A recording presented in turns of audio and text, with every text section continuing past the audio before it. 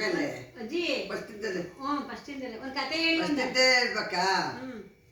ಕತೆ ಹೇಳಿ ಒಂದು ಚೆನ್ನಾಗಿರೋ ಕತೆ ಹೇಳಿ. ಏನಂತ ಅಂತೇಳಿ ಒಂದು ಊರಾಗೆ ಸತಿಪತಿಗಳು ಎರಡಿಬ್ಬರು ಚೆನ್ನಾಗಿ ಜೀವನ ಮಾಡ್ಕೊಂಡಿದ್ರು. ಇದ್ದಾಗ ಅವರು ಒಂದು 5-6 ವರ್ಷ ಆದರೂ ಮದುವೆ ಆಗಿ ಮಕ್ಕಳಾಗಲಿಲ್ಲ. ಆಗಲಿದ್ದಾಗ ಏನು ಮಾಡಿದ್ರು, ಮುತ್ತಿನ ವ್ಯಾಪಾರಕ್ಕೆ ಹೋಗೋನು ಗಂಡ, ಅಯ್ಯೋ ಇಷ್ಟೆಲ್ಲ ತಗೊಂಬರ್ತೀನಿ, ಮಕ್ಕಳೇ ಇಲ್ಲಲ್ಲ ನನಗೆ ಅಂತೇಳಿ ಯಾವ ಶಾಸ್ತ್ರದಾರ ಕೇಳೋಣ, ಕೇಳಿದರೆ ಅವ್ರು ಏನು ಹೇಳ್ತಾರೆ ಅಂತ ಕೇಳಕ್ಕೆ ಹೋದ್ರು. ಕೇಳಕ್ಕೆ ಹೋದಾಗ ಶಾಸ್ತ್ರದಾರ ಏನಂದರು, ಮಕ್ಕಳಾಗ್ತಾರೆ, ಆದರೆ ನಿಮ್ಮ ಮಗಳು ಹೊಟ್ಟೆಗೆ ಹುಟ್ಟಿದ ಮಗುವನ್ನು ಮಾರ್ತಾಳೆ ಅಂತ ಹೇಳಿದರು. ಹೇಳಿದಾಗ ಅಯ್ಯೋ ಇಂಥ ಮಕ್ಕಳು ಹೊಟ್ಟೆಗೆ ಹುಟ್ಟಿದ ಮಗು ಮಕ್ಕಳು ಏನು ಮಾಡೋಕ್ಕೆ ನನಗೆ ಬೇಡ, ಮಕ್ಕಳಿಲ್ಲದ್ರು ಬೇಡ ಅಂದು ಬಂದರೂ ಅದೇನು ಅಷ್ಟಕ್ಕೆ ಸುಮ್ಮನಾಗಲಿಲ್ಲ. ಮತ್ತು ಒಂದು ತಿಂಗಳು 2 ತಿಂಗಳೊಳಗೆ ಗರ್ಭಿಣಿ ಆದವು.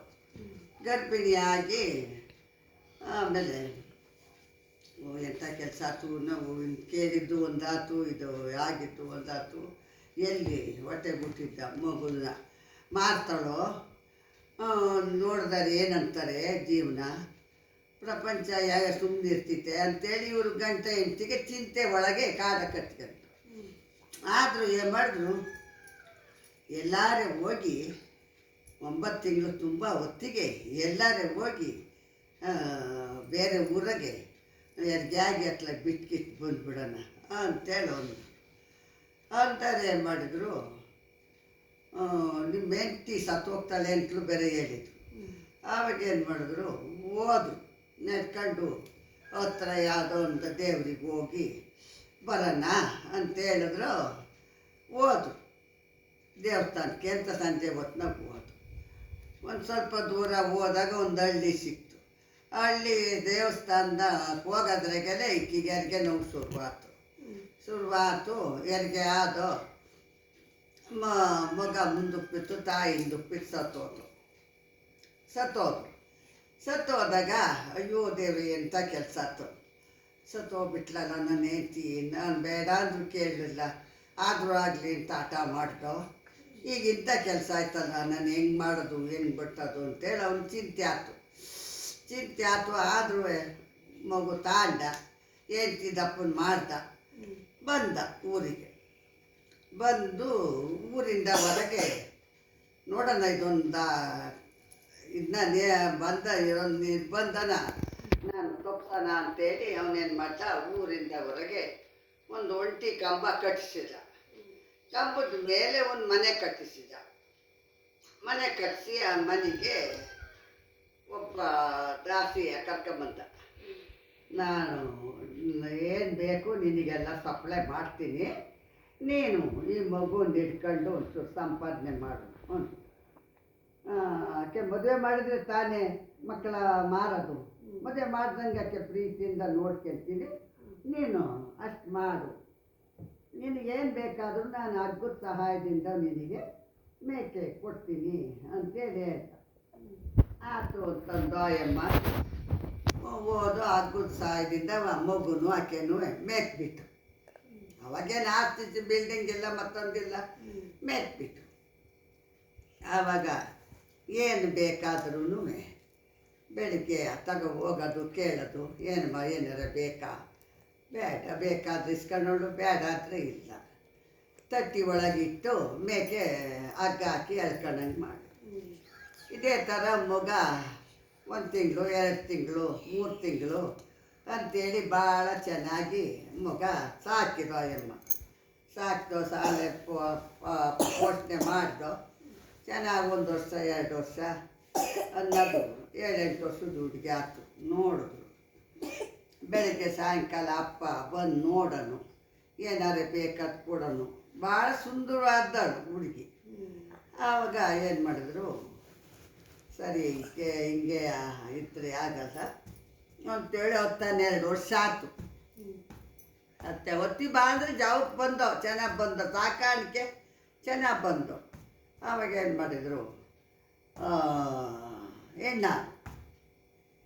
ಹೆಣ್ಣಾದಾಗ ಹಿಂಗೆ ಹೆಣ್ಣು ಐತೆ ಅಂತ ಹೇಳ್ದು. ಅವಾಗೇನು ಬೇಕೋ ಹಣ್ಣು ಹೂವು ಮತ್ತೊಂದು ಇನ್ನೊಂದು ಎಲ್ಲ ತಗೊಂಬಂದು ಕೊಟ್ಟ.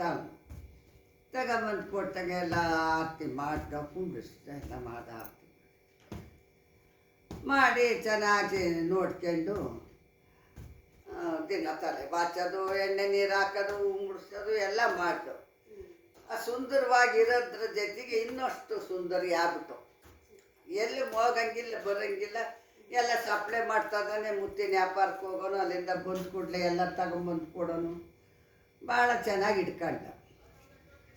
ಚೆನ್ನಾಗಿ ಇಟ್ಕೊಂಡು ಅವನು ಚೆನ್ನಾಗಿ ಹಿಂಗಿದ್ದಾಗ ಏನಾಯ್ತು, ಅವನು ಮುತ್ತಿನ ವ್ಯಾಪಾರಕ್ಕೆ ಹೋದ. ಮುತ್ತಿನ ವ್ಯಾಪಾರಕ್ಕೆ ಹೋದ.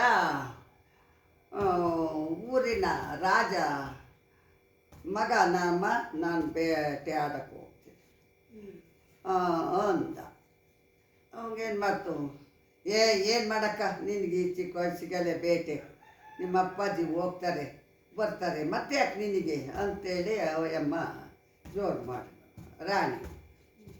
ಇಲ್ಲ ಕಣಮ್ಮ ನಾನು ಹೋಗಲೇಬೇಕು ಅಂದ. ಬೇಟೆ ಬಂದ. ಬೇಟೆ ಬಂದು ಊರೆಲ್ಲ ಸುತ್ತಾಡ್ಕೊಂಡು ಮತ್ತೆ ಇಲ್ಲಿ ಒಂಟಿ ಕಂಬ ಇತ್ತಲ್ಲ, ಇದ್ಯಾಕೆ ಊರಿಂದ ಹೊರಗೆ ಯಾರೋ ಒಂಟಿ ಕಂಬ ಕಟ್ಸಿದಾರಲ್ಲ ಅಂದ. ಅದನ್ನೂ ನೋಡ್ಲಲ್ಲ. ಅಲ್ಲೊಂದುಗಳಿಗೆ ಒಳ್ಳೆ ಮರ ಇತ್ತು, ಅಲ್ಲಿ ವಿಶ್ರಾಂತಿಗೆ ಅಂತ ಕೂತ್ಕೊಂಡ. ವಿಶ್ರಾಂತಿಗೆ ಕೂತ್ಕೊಂಡಾಗ ಅಲ್ಲೇನಾಯ್ತು, ಪ್ರಶಾಂತವಾಗಿದ್ದ ಜಾಗ. ಮಂತ್ರಿ ಮನೆಯಿಂದ ಇಲ್ಲೇ ಒಂದು ತಾಸಿದ್ದು ಮನೆಯಿಂದ ಊಟ ತರಿಸ್ಕೊಂಡು ಉಂಡು ಬೆಳಿಗ್ಗೆ ಇಲ್ಲಿಂದ ಹೋಗೋಣ ಕಣೋ ಅಂದ. ಆವಾಗ ಅವನೇನು ಮಾಡ್ತಾ, ಆಯ್ತು ಸ್ವಾಮಿ ನಾನು ಊರಿಗೆ ಹೋಗಿ ಊಟ ತರ್ತೀನಿ, ನಿಮ್ಮ ಮಲಗಿರ್ರಿ ಮಲ್ಗೋ ಹೊತ್ತಿಗೆ ಊಟ ತರ್ತೀನಿ ಅಂತ ಹೋದ. ಮಲಗಿದ್ದ ಅವನು ಊಟ ತಗೊಂಬಂದ, ಉಂಡ್ರು, ಅಲ್ಲೇ ಮಲ್ಕೊಂಡ್ರು ಎಲ್ಲರೂ. ಮಲ್ಕೊಂಡ್ರು. ಆಗಳಿಸ್ತಾ ಬೆಳಿಗ್ಗೆ ಎದ್ದನು. ಆಗಳಿಸ್ತಾ ಎದ್ದ. ಈ ಹುಡುಗಿ ಎದ್ದು ಸುತ್ತಲೂ ಹೂವಿನ ಕುಂಡ ಇಕ್ಕಿದ್ಲಲ್ಲ, ಹೂವು ಕೊಯ್ಯೋಕ್ಕೆ ಅಂತ ಬಂದ ಹುಡುಗಿ. ಆಮೇಲೆ ಬಂದಾಗ ಹೂವು ಕೊಯ್ತಾ ಇದ್ದಾಳೆ. ಅವನು ಎದ್ದು ಆಗಲಿಸ್ಕೊಂತ ಈಕೆ ನೋಡ್ದ. ಅಯ್ಯೋ ಇಂಥ ನಾನು ಎಂಥ ಒಂಟಿ ಕಂಬ ಅಂತ ಮಾಡಿದ್ದೀನಿ, ಇಂಥ ಸುಂದರವಾದ ಹುಡುಗಿ ಇಲ್ಲಿದ್ದಾಳಲ್ಲ, ಯಾರಿರ್ಬೋದು ಅಂತ ಆಕೆನೇ ಬಿಕ್ಕಿ ನೋಡಕತ್ಕೊಂಡಾಗ ಆಮೇಲೆ ಈಕೇನು ಮಾಡ್ದು, ಚಿಟ್ಟಿನ ಚಿರ್ಲಿಕ್ಕೆ ತೊಳಿಕ್ ಹೋದು.